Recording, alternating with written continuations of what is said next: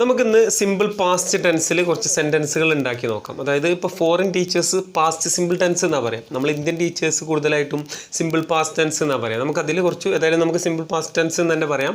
Simple past ടെൻസിൽ അപ്പോൾ നമുക്ക് കുറച്ച് സെൻറ്റൻസുകൾ ഉണ്ടാക്കി നോക്കാം. അപ്പോൾ ആദ്യമായിട്ട് നമുക്ക് വേണ്ടത് സബ്ജക്റ്റാണ്. സബ്ജക്റ്റ് ഏതൊക്കെ?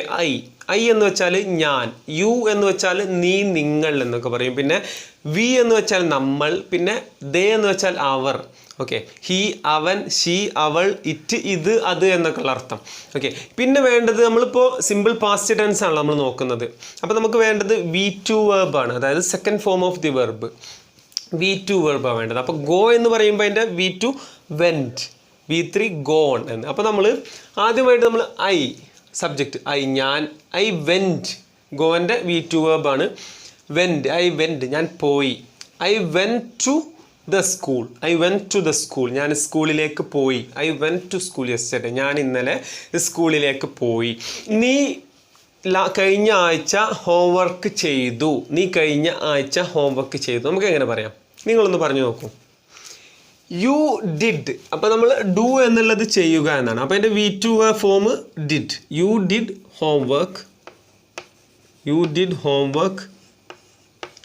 Homework last week.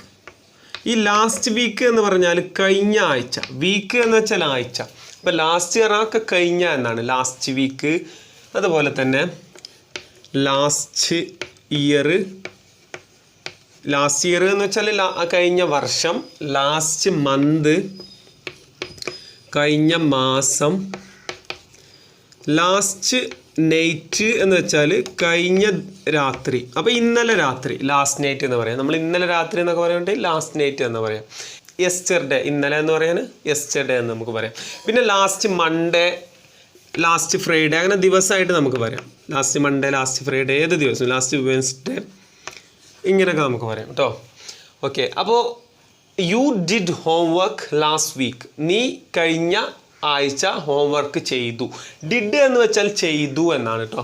ദേ പ്ലൈഡ് ക്രിക്കറ്റ് ലാസ്റ്റ് ഇയർ, അവർ കഴിഞ്ഞ വർഷം ക്രിക്കറ്റ് കളിച്ചു.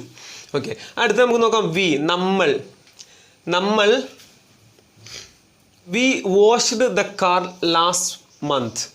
നമ്മൾ വാഷ് എന്നുള്ളതിൻ്റെ V2 സെക്കൻഡ് വെർബാണ്. വാഷ്ഡ് ദ കാറ് ഞങ്ങൾ വാഷ് ചെയ്തു, കാറ് കഴുകി. ലാസ്റ്റ് മന്ത് കഴിഞ്ഞ മാസം. Okay, he joined in the meeting last night എന്ന് വെച്ചാൽ ഇന്നലെ രാത്രി. ഓക്കെ, ഇന്നലെ രാത്രി.